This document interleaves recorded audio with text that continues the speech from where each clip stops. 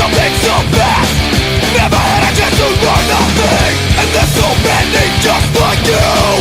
It's always the same, forever ends before it began. And now it's yourself that you hate.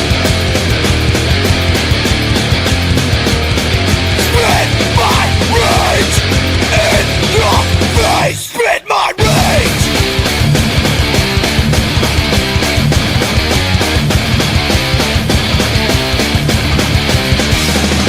And you're so quick to judge with all my bullshit you feed to everyone.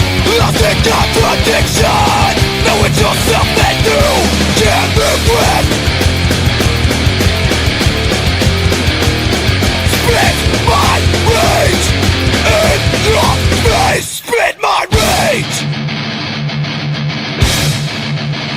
in your face.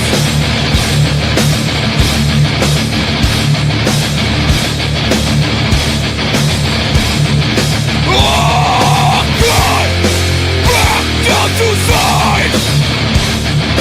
Lost in your lies. I'll spit my fucking rage in your face. Spit my rage in your face. Spit my rage in your fucking face. Blah!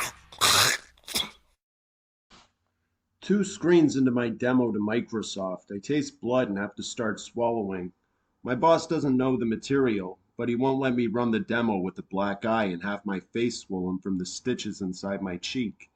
The stitches have come loose and I can feel them with my tongue against the inside of my cheek.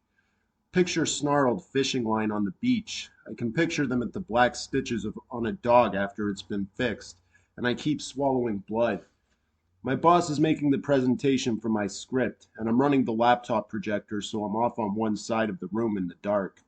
More of my lips are sticky with blood as I try and lick the blood off, and when the light comes on, I will turn to consultants Ellen and Walter and Norbert and Linda from Microsoft and say thank you for coming, my mouth shining with blood and blood climbing the cracks between my teeth.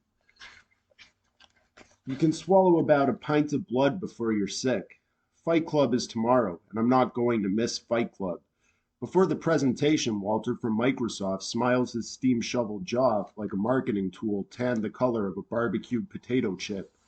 Walter with his signet ring shakes my hand, wrapped in his smooth, soft hand, and says, I'd hate to see what happened to the other guy. The first rule about Fight Club is you don't talk about Fight Club. I tell Walter I fell. I did this to myself. Before the presentation, when I sat across from my boss, telling him where in the script each slide cues, and when I wanted to run the video segment, my boss says, what do you get yourself into every weekend? I just don't want to die without a few scars, I say. It's nothing anymore to have a beautiful stock body. You see those cars that are completely stock cherry right out of a dealer's showroom in 1955. I always think, what a waste. The second rule about Fight Club is you don't talk about Fight Club. Maybe at lunch the waiter comes to your table, and the waiter has the 2 black eyes of a giant panda from Fight Club last weekend, when you saw him get his head pinched between the concrete floor and the knee of a 200-pound stock boy who kept slamming a fist into the bridge of the waiter's nose, again and again in flat, hard packing sounds. You can hear over all the yelling until the waiter caught enough breath and sprayed blood to say stop. You don't say anything because Fight Club exists only in the hours between when Fight Club starts and when Fight Club ends. You saw the kid who works in the copy center a month ago. You saw the kid who can't remember to 3-hole punch an order or put colored slip sheets between the copy packets. But this kid was a god for 10 minutes when you saw him kick the air out of an account representative twice his size, then land on the man and pound him limp until the kid had to stop. That's the third rule in Fight Club. When someone says stop or goes limp, even if he's just faking it, the fight is over. Every time you see this kid, you can't tell him what a great fight he had. Only 2 guys to a fight, 1 fight at a time. They fight without shirts or shoes. The fights go on as long as they have to. Those are the other rules of Fight Club. Who guys are in Fight Club is not who they are in the real world. Even if you told the kid in the copy center that he had a good fight, you wouldn't be talking to the same man. Who I am in Fight Club is not someone my boss knows. After a night in Fight Club, everything in the real world gets the volume turned down. Nothing can piss you off. Your word is law. And if other people break that law or question you, even that doesn't piss you off. In the real world, I'm a recall campaign coordinator in a shirt and tie, sitting in the dark with a mouthful of blood and changing the overheads and slides as my boss tells Microsoft how we chose a particular shade of pale cornflower blue for an icon. It used to be enough that when I came home angry and knowing that my life wasn't towing my 5-year plan, I could clean my condominium or detail my car. Someday I'll be dead without a scar, and there would be a really nice condo and car. Really, really nice, until the dust settled or the next owner. Nothing is static, even the Mona Lisa is falling apart. Since Fight Club, I can wiggle half the teeth in my jaw. Maybe self-improvement isn't the answer. Tyler never knew his father. Maybe self-destruction is the answer. Tyler and I still go to Fight Club together. Fight Club is in the basement of a bar. Now after the bar closes on Saturday night, and every week you go and there's more guys there. Tyler gets under the one light in the middle of the black concrete basement, and he can see that light flickering back out of the dark in 100 pairs of eyes. First thing Tyler yells is, the first rule about Fight Club is you don't talk about Fight Club. The second rule about Fight Club, Tyler yells, is you don't talk about Fight Club. Me, I knew my dad for about 6 years, but I don't remember anything. My dad, he starts a new family in a new town, about every 6 years. This isn't so much like a family as it's like he sets up a franchise. What you see at Fight Club is a generation of men raised by women. Tyler's standing under the one light in the after midnight blackness of a basement full of men. Tyler runs through the other rules. 2 men per fight, 1 fight at a time, no shoes, no shirts. Fights go on as long as they have to. And the 7th rule, Tyler yells, if this is your first night at Fight Club, you have to fight. Fight Club is not football on television. You aren't watching a bunch of men you don't know halfway around the world beating on each other live by satellite with a 2-minute delay. Commercials pitching beer every 10 minutes. And a pause now for station identification. After you've been to Fight Club, watching football on television is watching pornography, when you could be having great sex. Fight Club gets to be your reason for going to the gym, keeping your haircut short, and cutting your nails. The gym you go to are crowded with guys trying to look like men, as if being a man means looking the way a sculptor or an art director says. Like Tyler says, even a souffle looks pumped. My father never went to college, so it was really important I go to college. After college, I called him long distance and said, now what? My dad didn't know. When I got a job and turned 25, long distance, I said, now what? My dad didn't know, so he said, get married. I'm a 30-year-old boy, and I'm wondering if another woman is really the answer I need. What happens at Fight Club doesn't happen in words. Some guy needs a fight every week. This week, Tyler says it's the first 50 guys through the door and that's it, no more. Last week, I tapped a guy, and he and I got on the list for a fight. This guy must have had a bad week, got both my arms behind my head in a full Nelson, and rammed my face into the concrete floor until my teeth bit open the inside of my cheek and my eye was swollen shut and was bleeding. And after I said stop, I could look down, and there was a print of half my face in blood on the floor. Tyler stood next to me, both of us looking down at the big O of my mouth with blood all around it, and the little slit of my eye staring up at us from the floor. And Tyler says, cool. I shake the guy's hand and say, good fight. This guy, he says, how about next week? I try to smile against all the swelling, and I say, look at me, how about next month? You aren't alive anywhere like you're alive at Fight Club. When it's you and one other guy under that one light in the middle of all those watching. Fight Club isn't about winning or losing fights. Fight Club isn't about words. You see a guy come to Fight Club for the first time, and his ass is a loaf of white bread. You see the same guy here 6 months later, and he looks carved out of wood. This guy trusts himself to handle anything. There's grunting and noise at Fight Club, like at the gym. But Fight Club isn't about looking good. There's hysterical shouting in tongues like at church. And when you wake up Sunday afternoon, you feel saved. After my last fight, the guy who fought me mopped the floor. Well, I called my insurance to pre-approve a visit to the emergency room. At the hospital, Tyler tells them I fell down. Sometimes Tyler speaks for me. I did this to myself. Outside, the sun was coming up. You don't talk about Fight Club because except for 5 hours from 2 until 7 on Sunday morning, Fight Club doesn't exist. When we invented Fight Club, Tyler and I, neither of us had ever been in a fight before. If you've never been in a fight, you wonder about getting hurt, about what you're capable of doing against another man. I was the first guy Tyler ever felt safe enough to ask. We were both drunk in a bar where no one would care, so Tyler said, I want you to do me a favor. I want you to hit me as hard as you can. I didn't want to, but Tyler explained it all, about not wanting to die without any scars, about being tired of watching only professionals fight, and wanting to know more about himself, about self-destruction. At the time, my life just seemed too complete, and maybe we have to break everything to make something better out of ourselves. I looked around and said, okay, I say, but outside in the parking lot. So we went outside, and I asked if Tyler wanted it in the face or in the stomach. Tyler said, surprise me. I said I had never hit anybody. Tyler said, so go crazy, man. I said, close your eyes. Tyler said, no. Like every guy on his first night in Fight Club, I breathed in and swung my fist in a roundhouse at Tyler's jaw like in every cowboy movie we'd ever seen. And me, my fist connected with the side of Tyler's neck. Shit, I said, that didn't count. I want to try it again.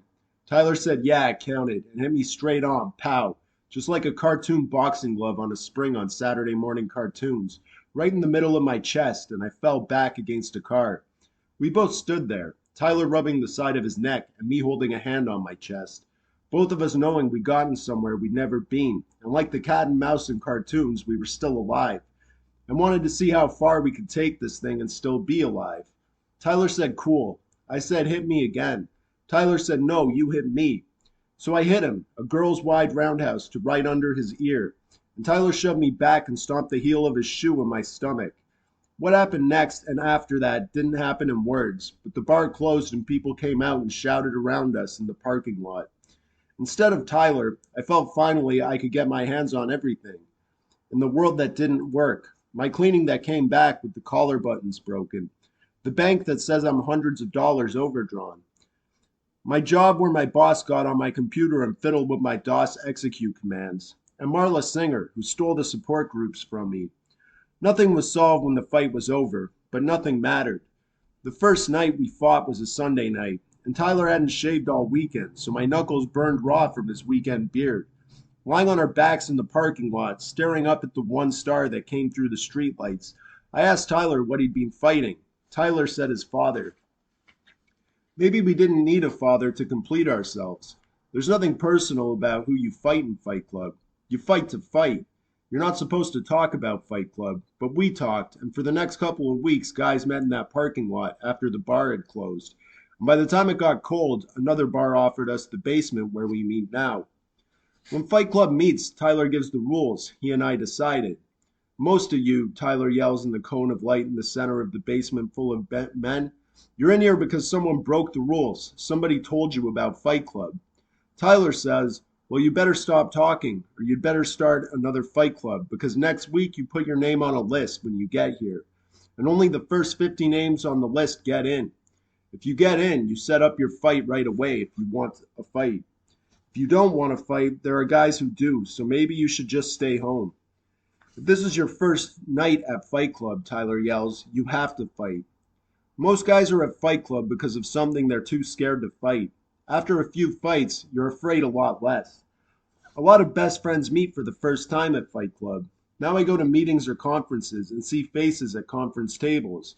Accountants and junior executives or attorneys with broken noses, spreading out like an eggplant under the edges of bandages. Or they have a couple stitches under an eye, or a jaw wired shut. These are the quiet young men who listen until it's time to decide. We nod at each other. Later my boss will ask me how I know so many of these guys. According to my boss, there are fewer and fewer gentlemen in business and more thugs. The demo goes on. Walter from Microsoft catches my eye. Here's a young guy with perfect teeth and clear skin and the kind of job you bother to write the alumni magazine about getting. You know he was too young to fight in any wars, and if his parents weren't divorced, his father was never home. And here he's looking at me with half my face clean shaved, and half a leering bruise hidden in the dark, blood shining on my lips, until maybe Walter's thinking about a meatless, pain-free potluck he went to last weekend, or the ozone, or the Earth's desperate need to stop cruel product testing on animals. But probably he's not. Hey, what's up, Speedtards? Welcome to episode 28 of Futurism Forever podcast. Tonight we're going to be talking about Fight Club, the book by Chuck Palahniuk, the movie directed by David Fincher, came out in 1999. For me, this was a very influential movie. It came out when I was 14, and I became completely obsessed with the movie, and I read the book and watched the movie like 100 times when I was in high school. So this is an episode I've been wanting to do since the beginning of Futurism Forever. I think thematically there is a lot of overlap with futurism. So we're going to have a discussion from like a futurist perspective. So yeah, should be good. I'm joined by Dom, who was on our episode of Crash, which came out quite a while ago now, so it's good to have Dom back on. How's it going, man? Pretty good, pretty good. I've been still, I consider myself very much a J.G. Ballard completionist, as you know. I'm smashing through all of his works, and this is my first time watching Fight Club. And as a Ballard fan, I noticed a few little Ballardarian hints that I'm going to talk about later. Yeah, I do know Ballard was a big influence on Palahniuk. He was one of his Exactly. favorite writers. So there are influences that can definitely be highlighted in the discussion. And we're also joined by Ronan, who we had on for The Charm of Egypt by F.T. Marinetti. He actually translated that book into English. What else have you been up to since we last spoke, Ronan? Hey guys, been keeping my hands busy with a number of different things. You guys might know me under like General Lance. Ronin is kind of like an epitaph that I took up kind of as a side thing, but kind of blew up, and I've continued to kind of translate more Marinetti books, and they're kind of in the works right now. So I'm really happy to be part of this, and I'm sure that many of the Zoomers and millennials out there, well, maybe less Zoomers, but a lot of millennials know like the impact of Fight Club, and kind of like spoke to our hearts, and like, kind of turned us as to like what we need, for the future. And so here I am. I'm happy to be here. Nice Yeah, to meet you. hopefully this episode can serve as like an introduction to Fight Club for our younger audience who have not yet seen it. I highly recommend it. I think everyone on the panel liked it a lot. So yeah, let's get into it. So the movie starts and the story starts with I'm sorry, can you mute? I'm getting like an echo. But yeah, the story starts with, let's call him Jack. He remains unnamed in both the book and the movie, but he's usually cited as Jack. So Jack works in an office and lives in a condo. He lives a very unfulfilling life. He's depressed. He's kind of like the prototypical Bugman 20 years before that meme became a thing. So yeah, he's just a young urban professional. He's not married, doesn't have a family, doesn't really seem to have too many close friends. He suffers from insomnia. He's not able to sleep. So he goes to a doctor to try and get some like help for his insomnia. He suggests he goes to a testicular cancer support group to see what real pain is. Like, the doctor doesn't take his insomnia seriously. So he does that. He goes to the testicular cancer support group, and they do like group hugs and cry and all that. And he finds like this emotional release very conducive and beneficial for him. He's finally able to sleep. And he starts going to all different kinds of support groups. So let's start with the support groups. What did you guys think about that aspect of the story? Well, myself, I didn't. Well, the only thing that really pops into mind is like more and more there's commentators out there talking about the victimization of American culture. and as speaking as somebody who's not American but still in the Anglosphere in general, it's really strange that like people are encouraged to see themselves as a victim. So the rise of the support group, that was a really big thing in the 90s. First time seeing that on TV. And it was actually a little bit of a blast of the past to see that round table discussion that was a fixture of like some 90s sitcoms be made serious, but also a little bit tongue-in-cheek comedic. Because like when you think of it, Fight Club, I viewed it as almost like a really dark comedy. But anything deeper than that, I have nothing much to say about support groups other than typical, it's all in people's heads. You know what I mean? It's like, you know what I mean? Yeah, yeah. I would agree that it is very much a black comedy. It's Yeah. not like ha ha ha kind of humor, but Yeah. there is like a cynical, biting, dark sense of humor underlying the entire film. How about you, Ronan? What did you think about the support groups and his reaction to them? Like, why did he find these like beneficial? Why was he able to sleep as a So result? so like I guess my takeaway was this, just to preface it. So like, as time is going on, you see in the film specifically like splices of this figure. At first, you can't make out who it is, and he meets someone on a plane, right? Tyler Durden, right? And Yeah, so basically, he has this conversation of single serving friend. He kind of reduces human interaction to a consumerist palette, like the concept of reducing a person, a soul, to like for instance, likening it to a coffee or whatever, just like everything else in his life, to IKEA, etc. And so that's kind of what happens when he goes to these support groups, is that he deals with his existential crisis in the same consumerist fashion that he had done before, which is like, a serving of friendship, a serving of emotion to fulfill his soul. And so, like, what happens is, and I think you're going to cover this later, but that kind of world, it's valid in a sense, but it gets upturned or overturned by another figure, and kind of reveals like the way that he's approaching it is in and of itself like fake. It's like false, and it's leads to his like spiraling down.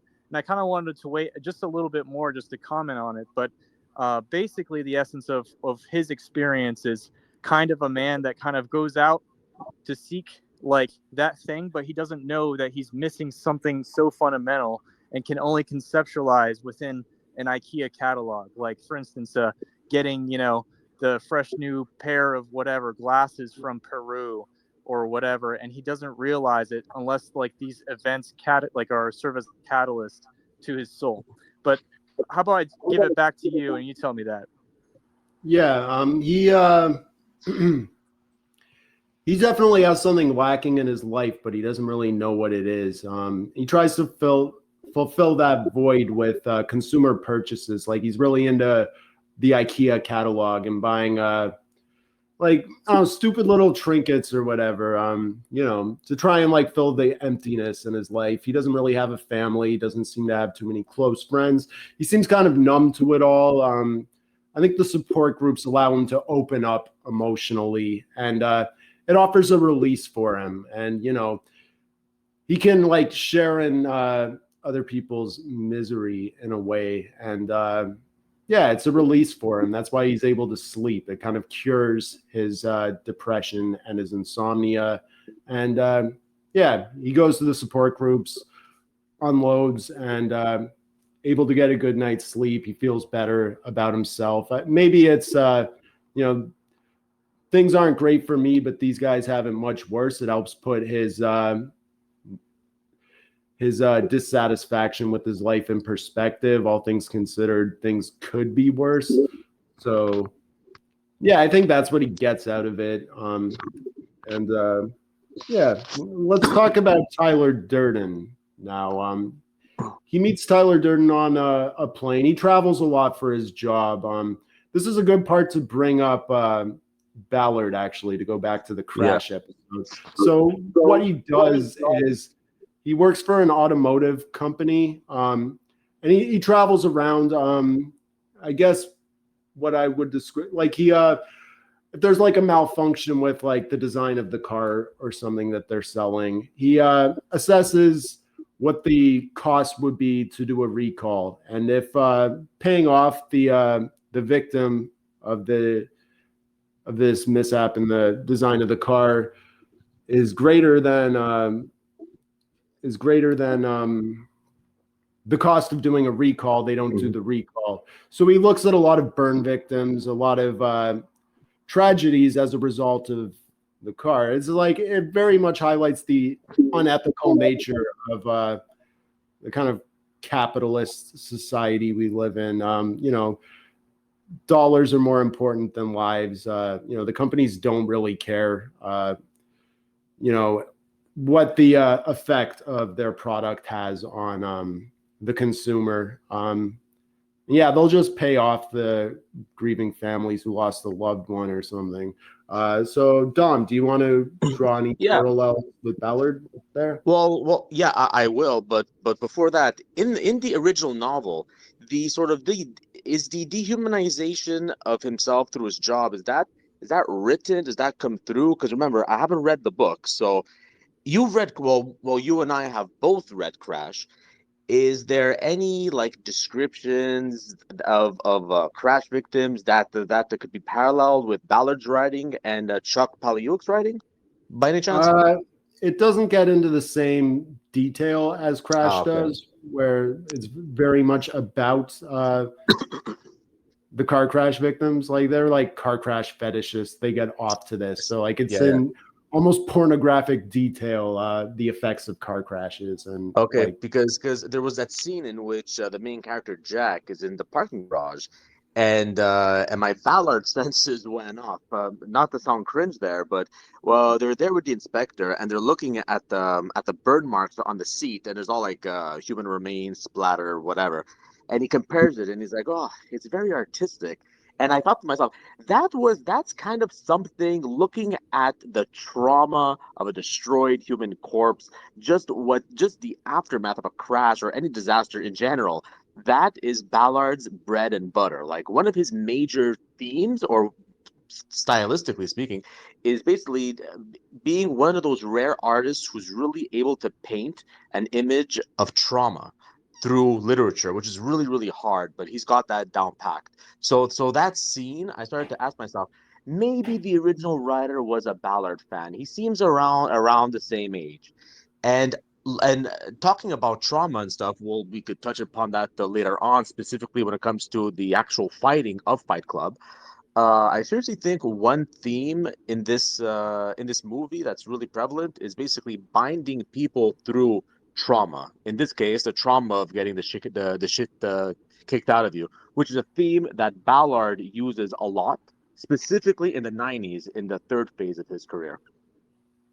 Yeah, for sure. I said we were gonna get to Tyler. They meet on a plane, but they don't really. It's just like they meet briefly. Single serving friend is what he calls him. You sit next to the guy on the plane, you talk for the length of the flight, and then you never think about that person again. Mm-hmm. Just like everything else, like when you're traveling, like you have single serving bars of soap, single serving toothpaste, all that. The person you're sitting next to on the plane is the same way. So Jack meets Tyler on a plane. They have that kind of conversation. He gets home, finds his apartment, his condo has blown up. They believe it filled up with gas over a long period of time, then just like one spark, poof. So his happy little home with all his little consumer purchases gone. Like he used those consumer products to kind of fulfill his life, to complete himself.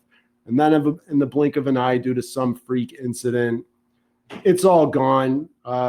Like we said, he doesn't really have any close friends. He doesn't seem to be too close with his parents, doesn't have a family of his own.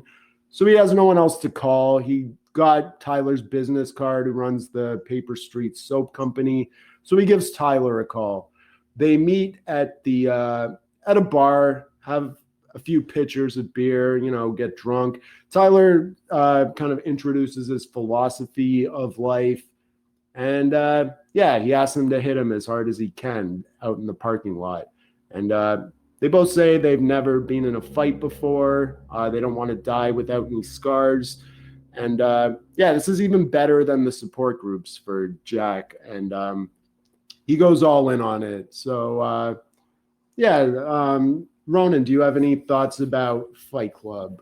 Oh yeah, hold on one second. So just to caveat what Dom had said, like I Yeah. think like the other aspect of this is like, for instance, we talk about Tyler Durden, right? And like really what Tyler Durden is like well, without like giving it away too much, but like kind of a projection, if almost like everything that Jack wasn't, everything that he wanted to be, and that he hadn't realized that he wanted yet.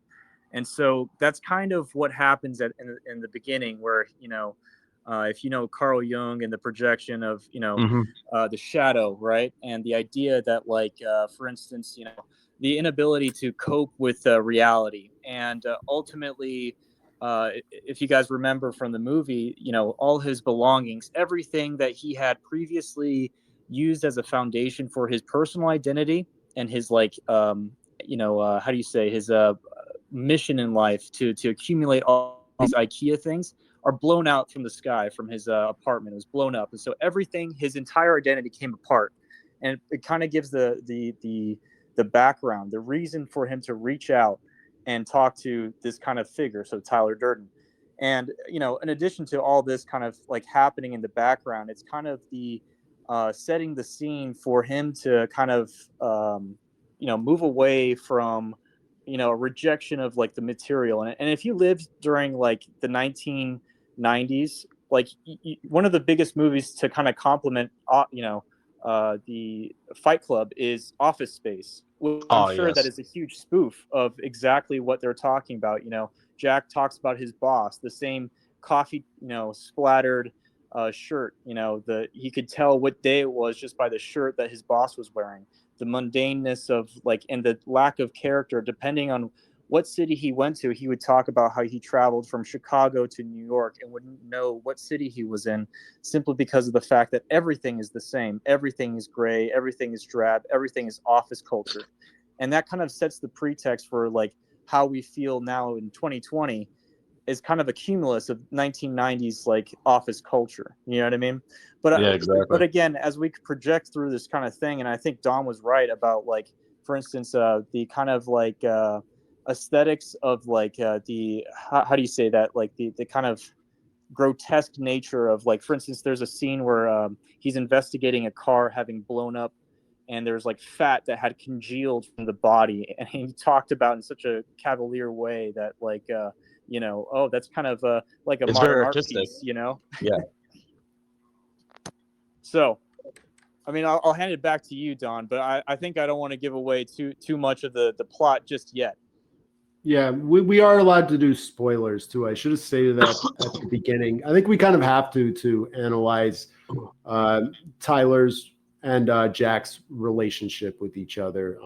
But we'll get into that when the time is right. We're kind of going through the story chronologically, so that's not revealed until like the final act of the film.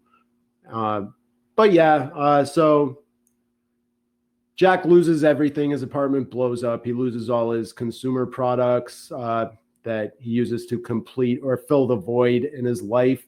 So that's all gone now. So kind of throws him into quite the quandary. How do I where do I go from here? Like I lost all my clothes, my furniture, everything. So yeah, he meets up with Tyler at a bar because he had no one else to call. And yeah, Tyler kind of introduces his philosophy, which to summarize briefly, Tyler basically says, yeah, all your consumer products are gone. But so what? Now you're free. Losing everything is freedom. So it's only once you've lost everything that you can do anything. So you're taking the wrong attitude to this. This is a liberating experience. You've broken the shackles of everything that was holding you down, and keeping your like collar on, keeping you being a good like worker bee. or what have you. You should be seeing this as like a liberating experience rather than, the end of your life or something. Yeah. So they continue to drink. They go out to the parking lot. Tyler asks him to hit him as hard as he can. He doesn't want to die without any scars. So they start fighting. Thus is born Fight Club. So why do you think Jack and Tyler start to fight? I could kind of draw a parallel with On Pain by Ernst Junger, but I want to hear what you guys think of it first. At the start, I personally think look, not to spoil the story, we're gonna realize who Tyler is later. But for anybody in the know, I think on a deep level, Jack starts to fight with Tyler Durden because he needs to feel something. I just the way the film is filmed, the way it's written, whatever. This is a character who you could sense has never really felt anything.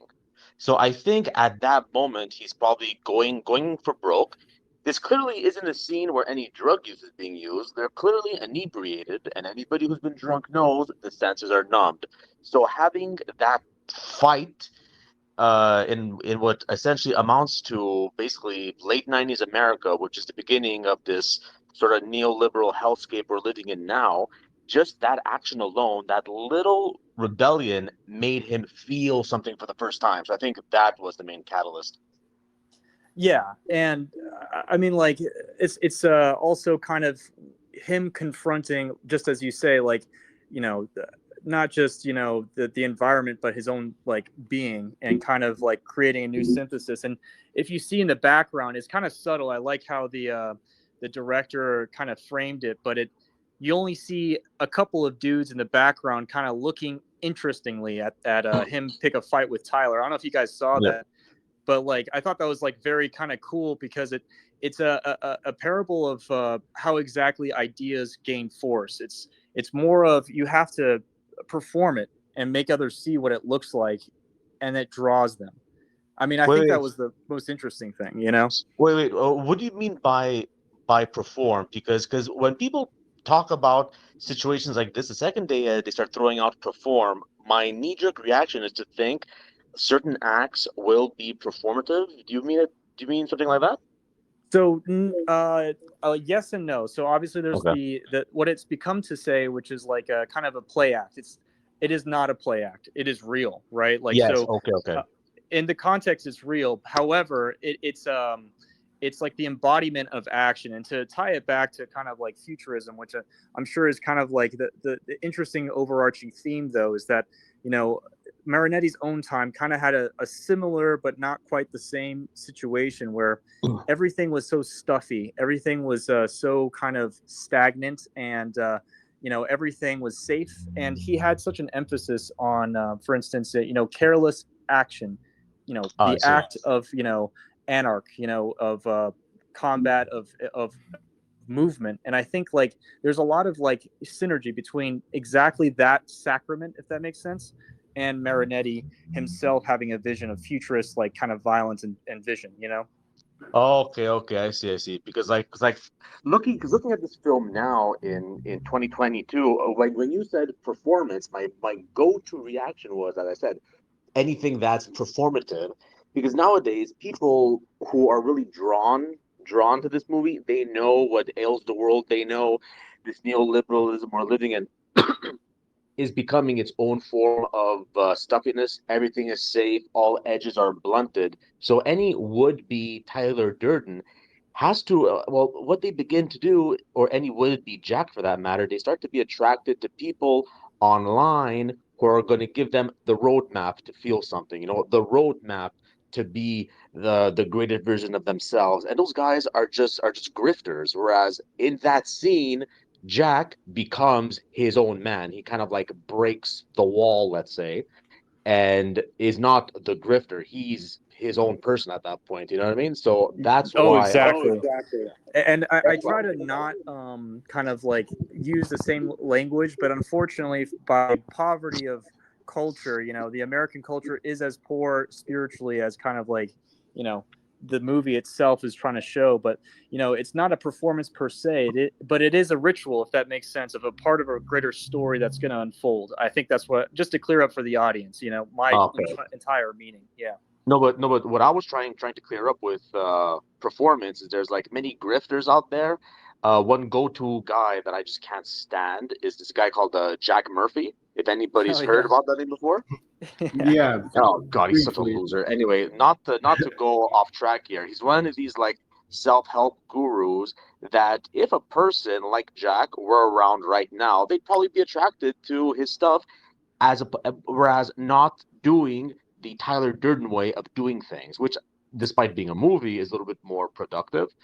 But if you go down the grifter route, follow people that are just performance artists online, you're not going to really be helping yourself, Yeah. Yeah, I think that's a good point. Like if the narrator, the main character, Jack, were alive in like 2015 to present, he'd probably fall in line with like the men's rights activist movement, Yeah. or find the alt-right, or like the internet fringe politics community, and that's probably where he'd end up.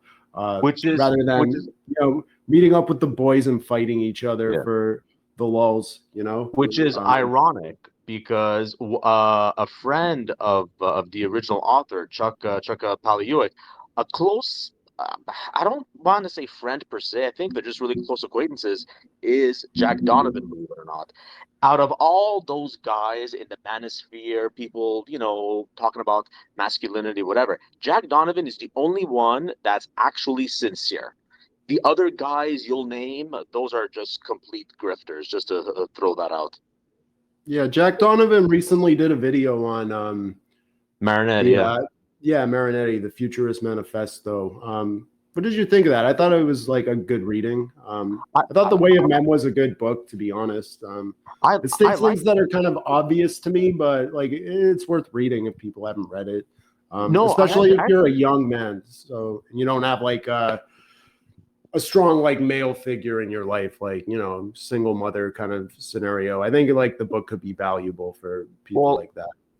I actually like the fact that there's like a real like masculine American guy who like kind of fits the stereotype, reading a European author that would love nothing more than stuffy Americana to burn and change it with something else, like a real like audio visual avant-garde revolutionary. I think as somebody who's not American looking in, I think for young people across the border that would be really helpful.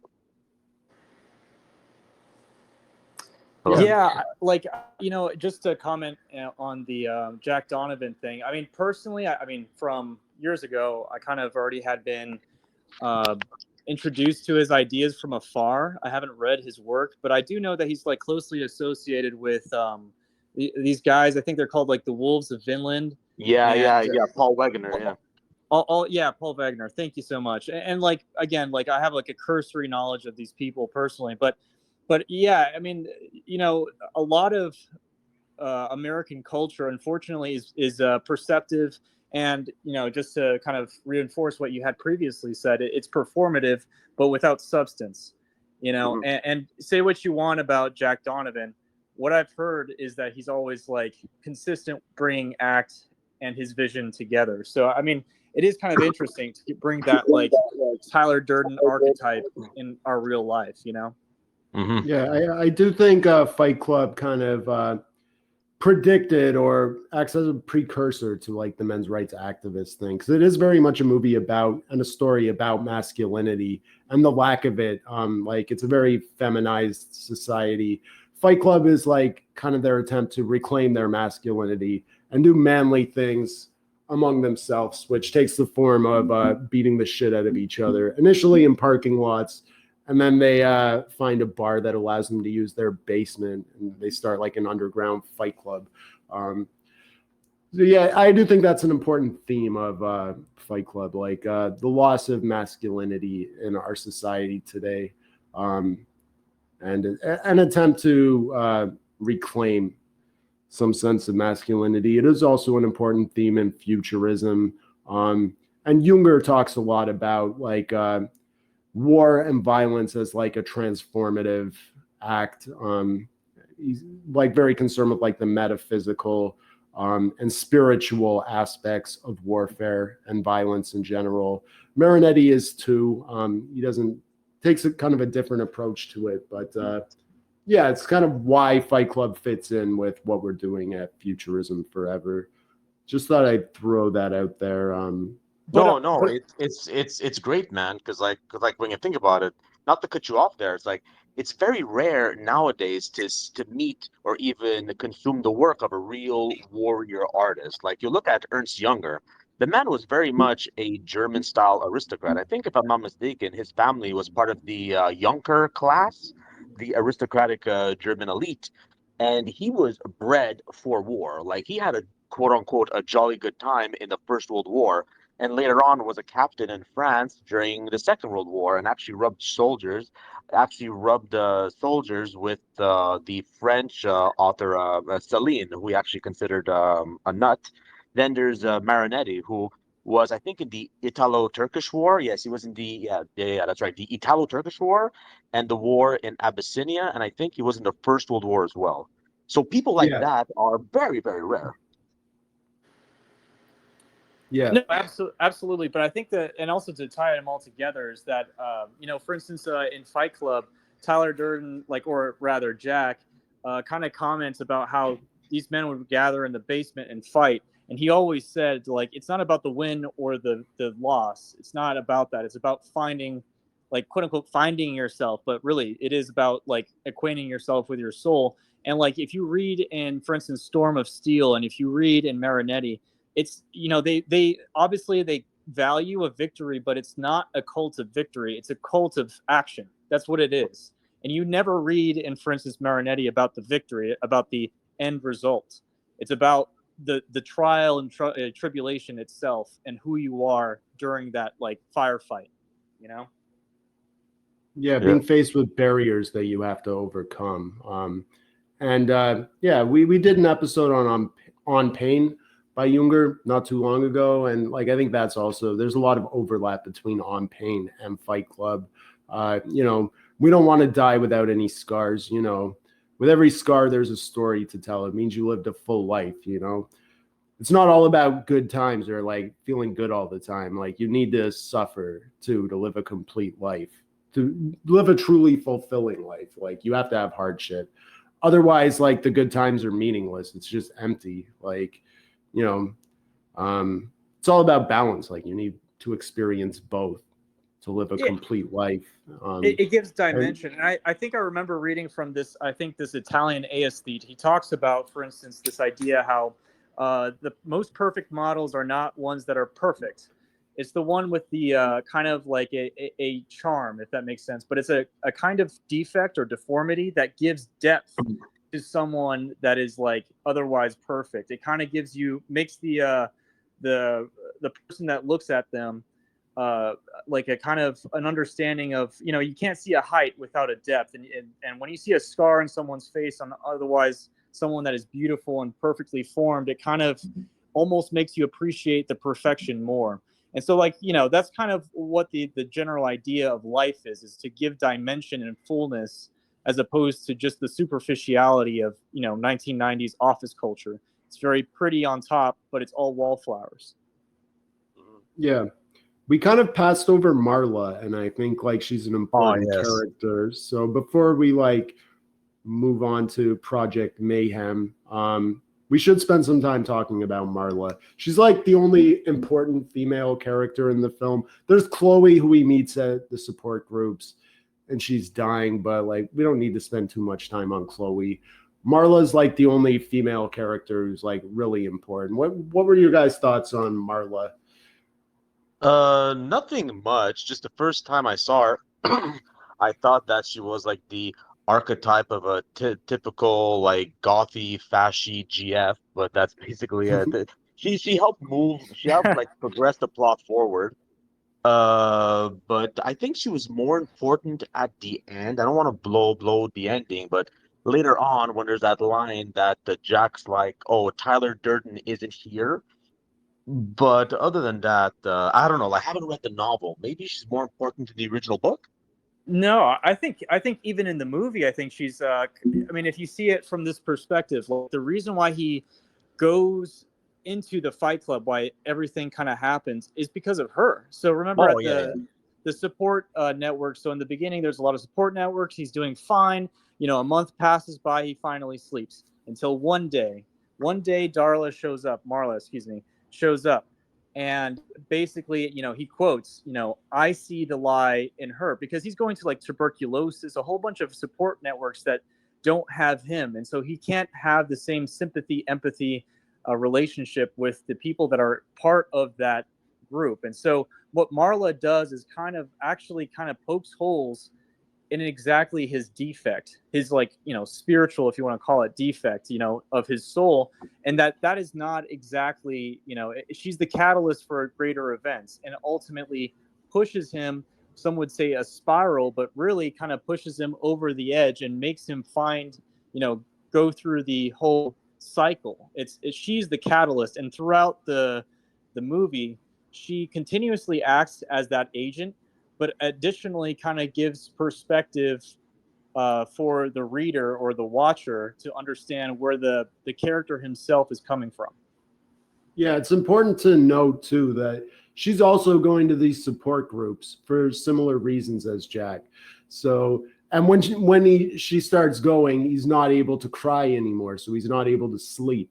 So it kind of like he ends up back at square one. Like, she really throws a wrench into this thing he had going on. Yeah, like she is also like she ends up having a sexual relationship with Tyler. I think Jack kind of has the hots for her.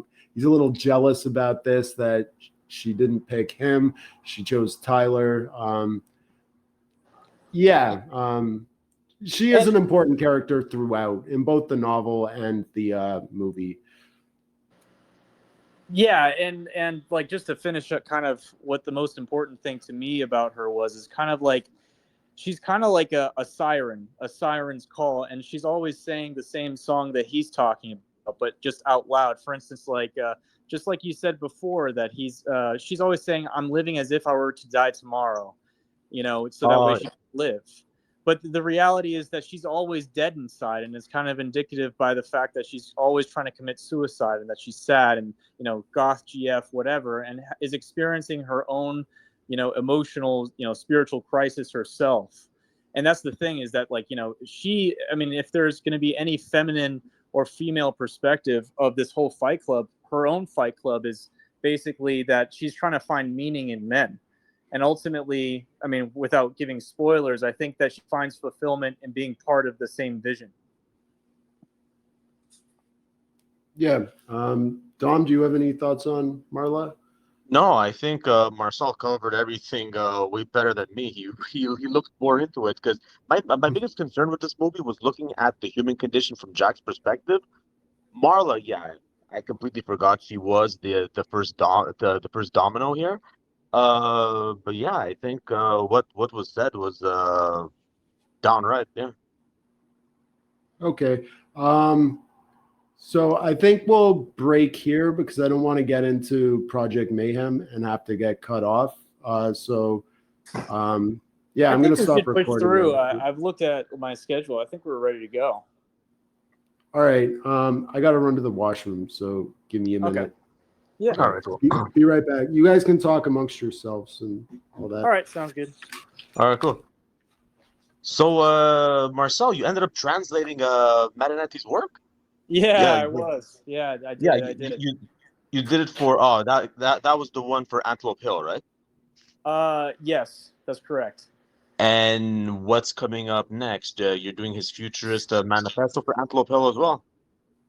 No, because that's already out. So, like, the thing is, a lot of these writings are out, but I've been looking through the like the National Library of Italy, and I was Oh, looking okay, at okay. all the different, there's like Don Episcopo and all the other kind of like novels that he wrote, or not him, Hmm. but D'Annunzio wrote, which are much in Yes. the same vein, and I kind of want to translate, mostly because, not necessarily because I necessarily want to emulate what they're trying to say, because it's a very Italian soul. It's like within the context of the 1900s, early Yeah, that's it. 1900s. But I think it's important because the modern, like, I guess, dissident or intellectual sphere, like the non-liberal dead sphere, it has no substance, and all it can do is look back. And I'm trying to explain to people to look forward, and I guess that's why I kind of was drawn to futurism. It's just like the attitude of looking forward, you know? Yeah, that's it. Well, no, because like there is some works that are out there in English that I think Antelope Hill would be really good to just republish. I know I sent a DM to Antelope Hill via Twitter. There was this guy on Twitter that unfortunately Giovanni doesn't like him. His name is Judas. He actually posted up interviews that Mussolini did with a German journalist, and it's in the public domain. So I'm like, hey, that with a really sweet Antelope Hill cover, because their cover art is pretty much on point, would probably just sell right off the shelves. And having a futurist manifesto in hardback from Antelope Hill, I'd snatch it up because they do sell it, but it's like Antelope Hill would sell it for $20, whereas Amazon would sell the Futurist Manifesto for like 40. You know what I mean? So that's why I would I would be that one guy to buy that from Antelope Hill. You know? Yeah, to be clear, Judas is a smart guy and he writes good threads. It's more like interpersonally, we just don't get along. But No, I get it. Yeah, sorry, I don't I want wish him the best as far as his work goes and all that. Like, I don't want to kick dirt that I don't have to kick in this direction. just to add on to what Gio said is like, like there's a lot of dudes and like chicks in this freaking, I guess cultural sphere. And you read about like drama from back in the day, even in the futurists, like everyone's got drama. But I think like one of the major holdups back then is like these petty fights. So we do try to like keep it separate. Like if we have beef, it's personal, but like we can like be objective and know like someone's craft is good, vice someone's craft is bad. Yeah. Yeah. What did you guys talk about while I was gone? I just asked him about his translation work. Okay. Yeah. The Charm of Egypt was really good. I liked it. What else are you? You mentioned that in the intro you were translating more of Marinetti's work. What else do you have? So you guys are familiar with the futurist, like I think it's like a compendium. It's like a whole bunch of different futurist stuff. I personally think the futurist cookbook is like stupid as hell, so I don't really want to invest in that. Yeah. But when it comes to Italian food, I'm very much a trad. For sure, 100%, man. Yeah. Proper, but here's the deal. But like I think what Marinetti had to say about passion and like love, like in a, I guess, metaphysical, even though he doesn't believe in that, but a metaphysical sense, I think kind of gives dimension to what we're trying to talk about today, because there's such a dearth of spiritual, or I keep on using this word. I apologize if it's like kind of getting nauseating, but I guess like a more meaningful depth to relationships between both like men and women in a sexual sense, but also like between brothers and sisters, like in a, or like friends or whatever, like in a just a human sense, without the sexual aspect. You know what I mean? Yeah. No. Oh, wait, hold on. Does this slightly touch upon like, myself, I have a master's degree in classics, and it's almost like when you mention a friendship between man and man, let's say, nowadays people imply, oh, they must be gay. I'm like, no, they're just really close friends, and that goes into the classics. We've had this Right. debate for 2,000 years whether or not Achilles and what's his name? Oh, Patroclus. fuck. Yeah. Patroclus. Yeah, whether or not that they were gay. And there was a book that came out, a fiction work called The Song of Achilles, in which another MA in classics, she interprets it as being a homosexual love. And that just boils my blood. I'm like, dude, no, that's bullshit. They were just so damn tight, they couldn't live without each other. Then how the hell do you explain in book one that Achilles wants Briseis, who is a woman? So it's so, does it touch on stuff like that? Have you seen that around? Yeah, like I mean, it makes no secret though that like Marinetti was like kind of pro like gay love and stuff, and like all this kind of like stuff that was like obviously faux pas back then. But Yeah.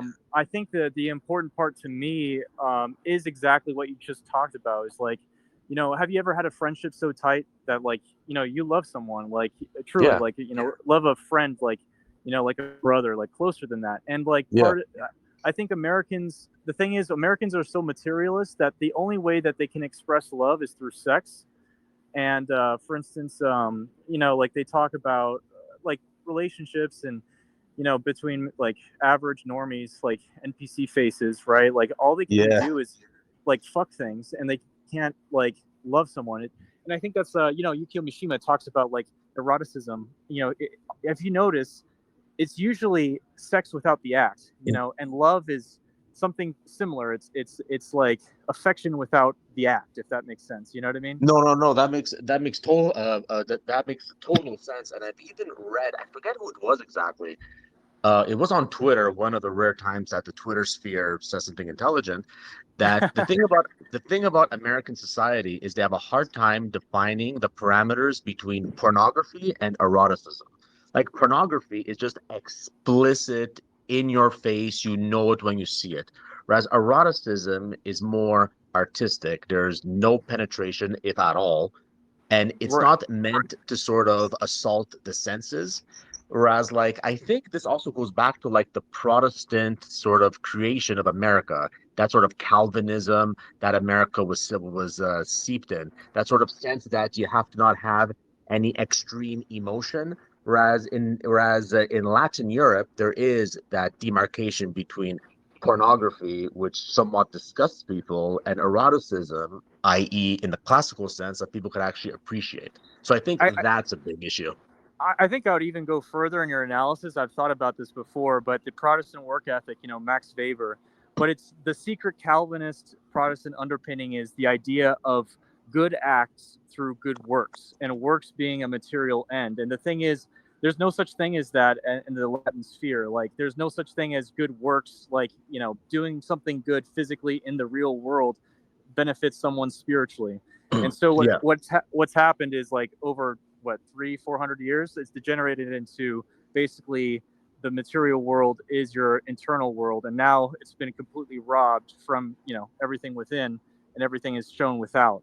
And so like that's the issue though, and I think that's the great thing when I talk about like great speech writing or story writing or just stories in general. People don't get that, like when I talk about seduction, like for instance of a great speaker or whatever, like they're not literally trying to fuck people, you know what I mean? And the Yeah. masculine and the feminine, it's not about like an actual sexual act, but necessarily that dynamic of like of just barely, of saying the thing without acting the thing, making someone come to you with just barely like coming onto it, if that makes sense. I know it's not really articulate. I apologize, but I need to kind No, of no, like no. think it out. No. I get it 100% because it's like here, I live in Quebec, right? So like meeting somebody, a double kiss is considered to be socially acceptable. We all do it, right? I've even like Yeah. kissed on both cheeks of my friend's girlfriends. Are we dating? Are we flirting behind his back? Absolutely not. Whereas in the States, doing that, you're gonna get into a bar fight. You know what I mean? So no, I get it. Yeah. When you like cross the border from like Yeah, Ontario and into to kind Quebec. of give you a perspective, my Yeah. background is to like, so I spent half my life in America, and then I spent half my life in Europe and South America. And like, I know what you're talking about. Like in Brazil and France, it's like the same thing. It's, well, in Brazil, it's one kiss and on the cheek. If it's someone strange, it's two, if but it's always female. And for men, it's like okay to hug and stuff, even if it's someone Yeah. that's like not really well known to you. I know what you're talking about. And it's something I've been trying to bring into the Germanic world. Like this coldness and stoicism has gone kind of too far. Yeah. Yeah. When you cross the border from Ontario into Quebec, it does feel like you're entering a different country. And it's not just because of the language. Culturally, the French are very different from like the Anglo-Canadians. I definitely know what you're talking about because like my family's like largely immigrants from Italy. And yeah, we do the double kiss on the cheek. Yeah. Even the men do it. There's nothing gay about it. It's just like, it's just part of our culture. Anglos don't get this, and they don't do that shit. They're very Straight laced and straight back, very proper. They're a lot less loose than Latins, I guess. I definitely know 100% what you're talking about, though. But yeah, we're having a good conversation, so I kind of want to keep this in the podcast. Oh, for sure. Yeah, let's go back to Fight Club though. So we were talking about Marla and the Fight Club. I think we spent enough time on Fight Club itself. So Fight Club gives way to Project Mayhem.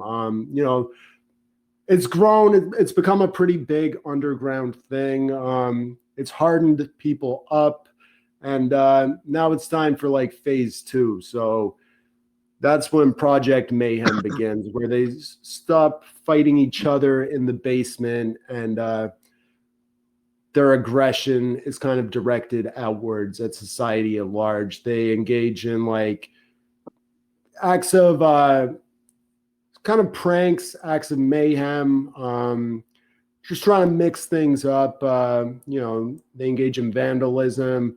One of the like a homework assignment that Tyler assigns to the people is they have to go out and pick a fight with someone and intentionally lose.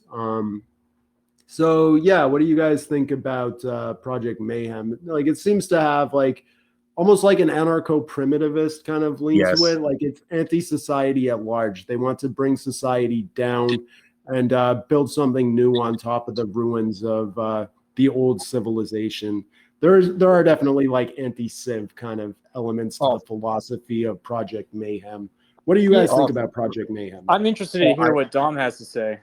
Honestly. This I think like I'm like I was watching this scene, well, the series of scenes, like towards the end, and I was actually laughing to myself a little bit because it's like based on what you're saying now. You say anarcho primitive. I would go a little step further. Maybe I was gonna call it anarcho syndicalist, but I'm just gonna come on and just call it some sort of crypto anarcho fascist revolution when you think about it. And this all starts when there's that scene in which there's that young kid that shows up wearing his beret, standing outside the porch, and they're telling him to leave.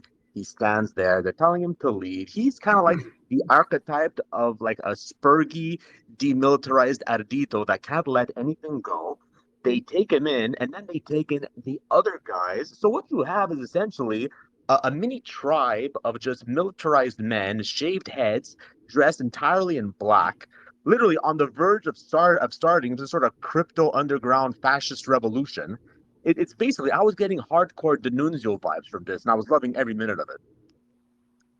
Yeah, it's mentioned in the book and not the movie, but apparently that'll like make them stand outside for 3 days. Don't give them any encouragement. If they're like fat, they're too fat. If they're young, they're too young. If they're old, they're too old. Give them no encouragement. And the ones who are still there after 3 days can enter the house and be a part of Project Mayhem. That apparently comes from like Buddhism. When like really? a young student would go to like the Buddhist temple because he wants to be taken in, apparently they would do that. It's brought up in the book. It's not brought up in the movie, but apparently that's where it comes from. But yeah, I thought that was the coolest thing because I mean, like it's no secret I was in the military, but like basically like even nowadays what they do is they point at your weaknesses and see if you're mentally, durable, or maybe it creates the mental endurance to kind of, so if you're able to have shit talked about you, real stuff, things that you have insecurities about clearly, then you're able to kind of like understand and parse the difference between substance and the outside world, things you can't change. And so like what he's doing is priming these people to kind of get away from the material world by being okay with having the material like aspects of their body, so to speak, kind of criticize, or like not to like, basically hold on to these things that which are close to their soul, their body. You know what I mean? Well, yeah, and one thing that I also loved about this entire ending was the fact that like the Jack character became kind of this. Okay, I don't know if you guys know the old silent Fritz Lang movie, the test The movies about the Doctor Mabusa. Does it ring a bell? Yeah, yeah. No, unfortunately not. Okay. Long story short, it was an old pulp character from Weimar, Germany. This madman called Dr. Mabusa. He's a master of disguise, master hypnotist, and the series of novels. Well, there's really one big important novel, then a series of derivatives, written by Norbert Jacques. And he's this master criminal who gets into all of these hijinks, and he leads kind of like this shadow cabal of criminals under him. And I was getting massive vibes from that because the character of Jack, when his world starts to slowly unravel, doesn't realize that he's put steps in place to stop his underlings from stopping him from averting Project Mayhem. And I thought, from an artistic perspective, I don't know if this is in the book. I hope it is. Was not only highly entertaining, but also extremely smart to see his little baby, Project Mayhem, just grow and grow and grow. And throughout those scenes, various characters saying, "Hey, I heard there's a Project Mayhem in Miami. Oh yeah, there's one in Detroit too." That I thought sealed the deal. I loved the ending part. Yeah. They kind of keep up with like the no encouragement thing. Like there's a guy on like a megaphone or whatever, just repeating like, "You're not unique snowflakes. You're made up of the same decomposing matter as everything else," which is a common thread in the book. Like I don't think the line comes up really in the movie, except like in one instance, but nothing's static. Everything's falling apart. Even the Mona Lisa's falling apart. Yeah. Which is, I think the funny thing is that, like, on the face of it, you show a normie that they think that, oh my God, these people are suicidal, nihilistic, like whatever.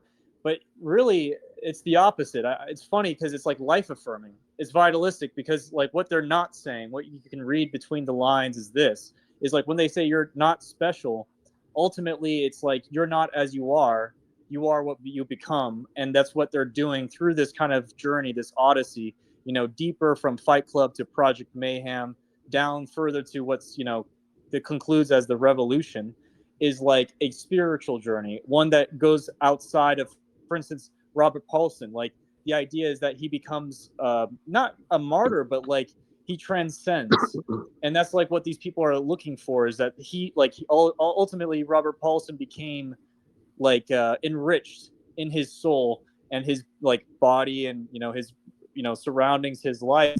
They weren't things, they were just trappings. And I guess it's very Buddhistic, but it is kind of interesting that it led to that point. Yeah, I think Buddhism is like an important influence on Tyler's worldview and his philosophy of life, and therefore the philosophy of Project Mayhem. I don't know that much about Buddhism though, so I don't want to get too into it, but he does say a lot of things that, like in the book more so than the movie, that directly cite like Buddhist philosophy, which I found interesting. But yeah, I'm far from like an expert on Buddhism, so I don't want to talk too much shit about it and make myself look stupid. But yeah. Yeah, so Project Mayhem, what else to talk about with that? I guess this is a good time we're going to talk about a spoiler alert here, which I think we have to address to talk about the movie in full and the story in full in general. But so like it's revealed in the final act that Tyler is kind of a figment of kind of like a split personality of Jack's. He kind of made up this alter ego to kind of fulfill himself. So he's a bit of a schizo. Tyler is like how he would like to be. He's perfect in all the ways that Jack is flawed. He's like a Chad. He's confident. He's sure of himself. He can get women. Yeah, he can make things happen. He's charismatic, where Jack's kind of like a mild-tempered office worker who doesn't really step out of line or express himself. He just kind of bottles everything up inside. So he kind of makes Tyler up as a coping mechanism to complete himself. So what did you guys think about this You know, I This, kind of want to listen to Dom's part. I think the first time through is always the most shocking, and I always love that. So let's hear yeah, what he has to say. Oh, well, the only thing that really stuck in my mind, well, already going into it, I knew there was a split personality because the sad reality is Fight Club, just like American Psycho, has been analyzed to holy hell online. But knowing that, I actually really enjoyed the fact that Tyler Durden was in Jack the whole time. He didn't have to follow a guru. He didn't have to seek out some man who's going to give him the sort of roadmap to feel something. No, it was in him the whole time. And this isn't a real big analytical point. There's nothing really much to say on my end, other than I thought that was a really smart artistic choice. You know what I mean? I could really juxtapose that from what I see online now, because a lot of people are, well, mostly men, are a little bit lost. They'll seek out the guru or the guy that's going to tell them what to do. Whereas for Jack's character, it was inside him the whole time. That madness was him the whole time. So that's the only 2 cents I could give, man. Yeah, I think like here's the thing. One second. Here's the deal. Like just to kind of go off on the idea of like the shadow, right? Carl Jung, our idealistic self, and I mean we all had that growing up. The kind of like someone that you admired, that was a project within yourself, and you know, without giving too much, like I guess, self-aggrandizing perception of myself. But my first book that I was given by my mom was this like DK book about ancient Rome, and ever since then I've been obsessed with becoming like Caesar, quote unquote, right? And so like the parallel between Jack and Tyler Durden is exactly this end where he becomes that. But the greater idea though is that with yourself in the shadow and the Jungian sense, you conflict with him. At first, it was the fist fight, and then it became that Tyler Durden had made sure that there was stuff in place that Jack wouldn't fuck up. So, for instance, like Gio had said that like basically, if Jack tried to undermine Project Mayhem, he'd get his balls cut off, right? And yeah, then finally, it kind of ends with, what's it called? Jack basically killing Tyler Durden himself and becoming the synthesis, becoming who he had wanted to be and realizing that he was that the entire time. It's very Nietzschean in my perspective. But that's kind of like what I wanted to talk about, specifically about that. okay. Yeah. I don't really have anything to add. From a personal point of view, when I first saw the movie when I was 14, like it hadn't been analyzed to death online, so I had no idea there was the split personality. Like it really, I did not see it coming. It really threw me off guard. It made me want to like start the movie over again when it was done and like watch it over again with that in mind. Like it was a very like well played plot twist that I think was a huge reason of why I became so obsessed with it. Whereas if it was just a straight story, they're two different characters and they represent different things. Rather than it kind of gives it a more psychological dynamic than would have existed without it. I thought it was very well played and it was like excellent storytelling, the way it was revealed.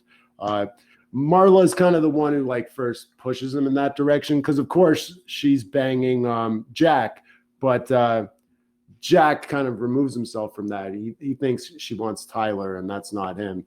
But he kind of has a thing for Marla the whole time. That's why he's so bent at it. Because they work perfectly together. They both go to these support groups for the same reason. And yeah, I mean, I don't know where I was going with that. I lost my train of thought. But But quick question. Now, I'm going to start nitpicking a bit because usually movies, movies could leave a few things out. Directors will drop hints, kind of explaining certain points. It's fine. But here, like, I haven't read the original novel, but in the novel, does it explain how Jack, who is essentially Tyler at this point because it's split personality, how he knew how soap is made?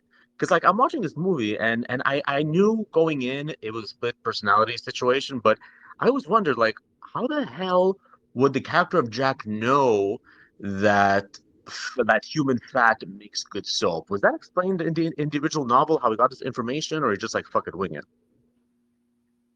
It's not really explained. Really? Oh. He stays up all night. I guess, like,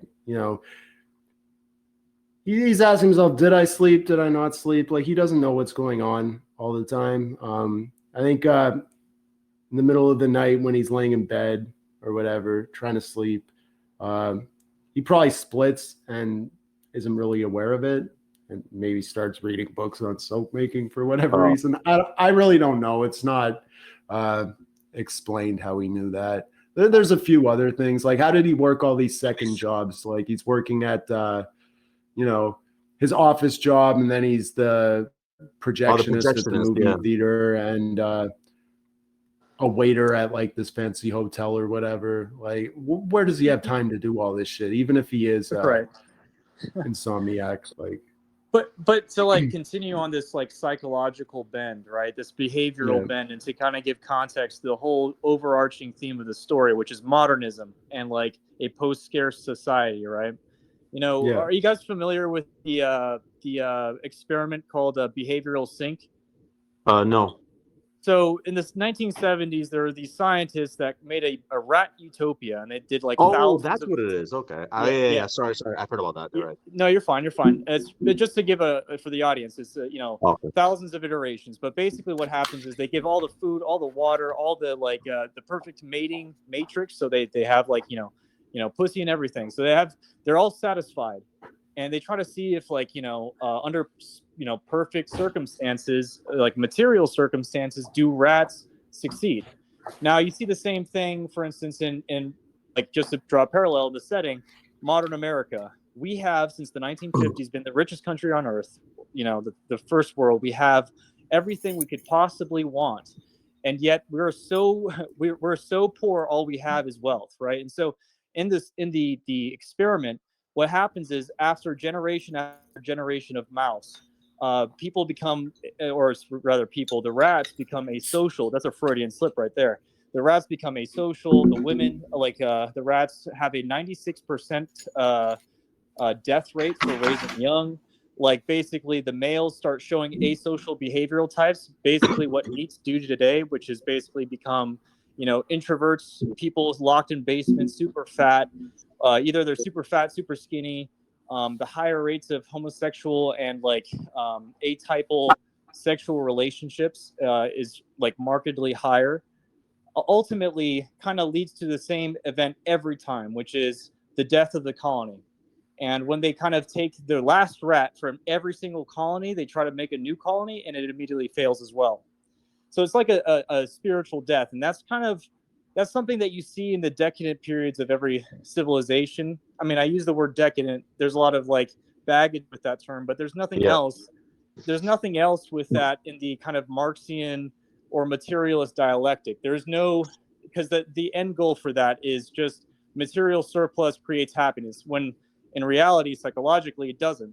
And that's what Fight Club is in a nutshell. It's the reclaiming of the soul, even if it means destroying all the material outside, because what we need is that spiritual tension. I don't know. What do you think about that, Dom?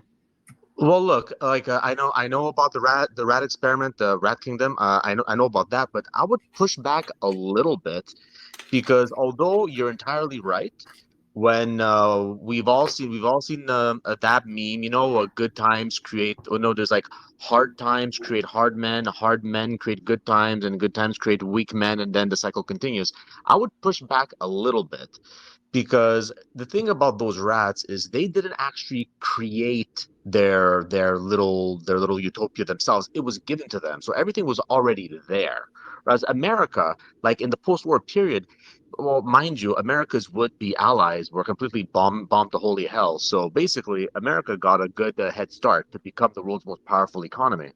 So America only became decadent now because when you think of it, you have extremes of wealth, but you also have a political class of people that throw roadblocks in everybody's way to sort of prevent them from gaining more material wealth. Specifically, what we saw in the 1980s with the rise of Reaganomics, Right. deregulation, the collapse of American unionization. Now here up north, we're highly unionized, specifically in Quebec. I have a union job. I'm an electrician. Our political class is not that predatory, and there's also a firewall between investment banks and actual savings banks. So what you're saying is absolutely right about decadence, but decadence here and as of 2022 is made all the more worse because America has a very predatory, nasty political class being aided by the managerial class, like journalists, the media, and PhDs, and also blue checks on Twitter. Oh yeah, like I completely agree with that. And just maybe to provide like a caveat, I would say, you know, if you look at Maslow's pyramid of necessities, I think ultimately you're not eating rocks. You know, in the West you're not starving. You know, and in the Yeah. West you're not like really. I mean, even though there's a lot of sensationalism on the internet, there's not really people like raping, killing, and stuff. And like I lived in Brazil where that's a reality, and somehow, kind of the disparity in the people's like spiritual well-being is very different, and I understand where you're coming from. There is a predatory circumstance that is happening, but I think the maybe I have more credence in the experiment and like the human interaction because of the fact that like it still is the case that at the end of the day you have a house, you have food, you have like the same basic necessities fulfilled, and I think that's like a common psychological trend, and I think that gives context to Fight Club. Oh yeah, for sure. Okay, so so I think we've covered pretty much everything. I guess I'll go full spoiler mode. At the end of the movie, they bomb all the credit card companies to reduce the debt to zero and bring society down. It's too late for Jack to stop it. He's running around trying. He puts a gun in his mouth and shoots himself, and it goes in his mouth and out the back of Tyler's head. Tyler falls over dead. Jack lives. He stands up, holds Marla's hand, and says, "You met me at a very weird time in my life." And then the buildings come down, and that's how it ends. The Pixies play in the background. Where Is My Mind? Great fucking song. It's a perfect ending. It's very aesthetic. It's beautiful, in my opinion. And yeah, it's one of my favorite movies of all time.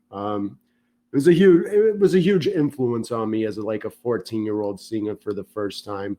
It probably was one of the first things to get me into radical politics, and kind of pointed out that the society I was living in was fake and gay. And it probably is a huge reason why I kind of went the path and why I did, and why I have a lot of the interests that I do. Final thoughts on Fight Club before Ronan's phone dies. Do you want to go first, Ronan?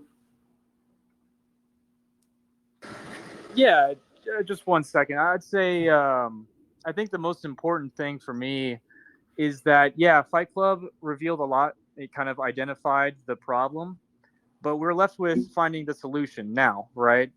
And ultimately, I think one thing we have to take away is that we can't be living by proxy. We can't be like a boomer. We can't be experiencing life through a screen.